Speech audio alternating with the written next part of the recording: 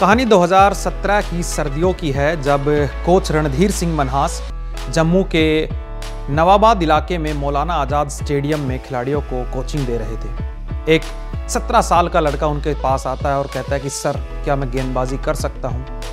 हम बात कर रहे हैं उमरान मलिक के स्ट्रगल के दिनों की। हम बात करेंगे उमरान मलिक से जुड़े 5 ऐसे किस्से जो किसी भी युवा खिलाड़ी को प्रेरित करने के लिए काफ़ी है। चलिए करते हैं शुरुआत। तो पहला किस्सा मौलाना आज़ाद स्टेडियम का ही है, जहां पर रणधीर सिंह मन्हास उनके कोच हुआ करते थे। जब उन्होंने पहली बार उमरान मलिक की गेंदबाजी देखी तो उनकी जो गति थी, जो स्पीड थी, उसको देखकर वो हैरान रह गए।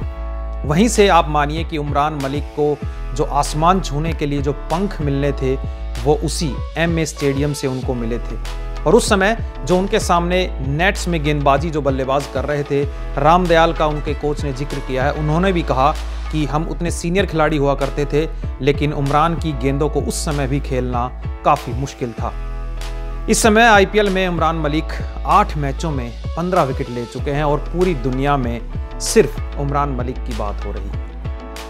उमरान के बारे में उनके कोच बताते हैं कि उनको साफ याद है 2017-18 में जब उमरान कोचिंग के लिए आए पहली बार, तो उसके बाद कोचिंग तो शुरू कर दी, लेकिन वो रेगुलर नहीं आते थे। दरअसल उमरान मलिक ने जब वो 17 साल के थे, उससे पहले कभी प्रोफेशनल क्रिकेट खेला ही नहीं था। कभी चमड़े की गेंद के साथ उन्होंने क्रिकेट खेला ही नहीं था। वो सिर्फ लोकल टेनिस बॉल क्रिकेट से टूर्नामेंट खेलते थे, जहाँ पर उन्हें 1000, 2000, 1500 रुपये तक का इनाम मिल जाता था।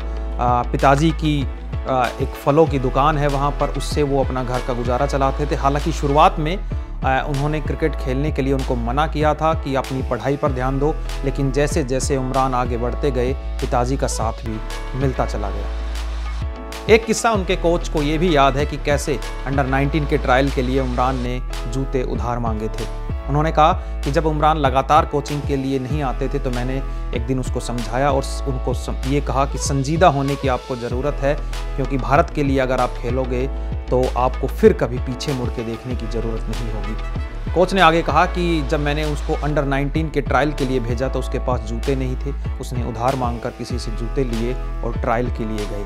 कूच बिहार ट्रॉफी के लिए सेलेक्ट हुए और सिर्फ एक ही मुकाबला खेलने को मिला। उड़ीसा के खिलाफ मुकाबला नहीं हो पाया, बारिश आ गई थी। लेकिन उस मैच को देखने वालों ने बताया कि जब उमरान मलिक गेंदबाजी कर रहे थे तो कीपर विकेट से 35 गज दूर जाकर खड़ा था, जो कि अमूमन अंडर 19 क्रिकेट में आपको कभी देखने को नहीं मिलता। अगला किस्सा उमरान के कोच ने बताया कि जो उमरान मलिक है, उनका जो शरीर का नीचे का हिस्सा है वो काफ़ी मजबूत है, क्योंकि उमरान का जो घर है वो नदी के किनारे था और नदी के किनारे जो बालू मिट्टी है, वहाँ पर दौड़ दौड़ के उमरान मलिक ने अपने शरीर को इतना मजबूत कर लिया था। सनराइजर्स हैदराबाद में खेलने से पहले कभी भी उमरान मलिक ने प्रोफेशनल जिम नहीं किया, लेकिन नदी के किनारे ऐसे ही दौड़ते दौड़ते उन्होंने अपने शरीर को इतना मजबूत बना लिया कि आज उनकी गेंदबाजी के सामने बड़े बड़े बल्लेबाज घुटने टेक रहे हैं। उनके कोच ने बताया कि जब कश्मीर खेलने के लिए जाते थे तो वहाँ पर कश्मीर के युवाओं का एक दबदबा रहता था।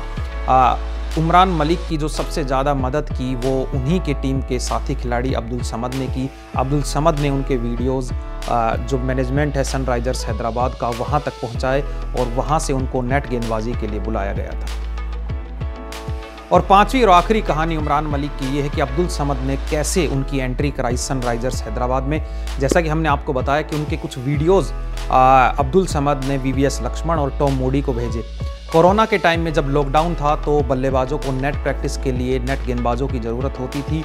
उमरान मलिक को नेट गेंदबाजी करने के लिए बुलाया गया। हालांकि उस समय नेट गेंदबाज को सैलरी के रूप में सिर्फ 15,000 रुपये मिलते थे, लेकिन उमरान मलिक ने उम्मीद नहीं छोड़ी, बल्कि और भी ज़्यादा प्रयास किए।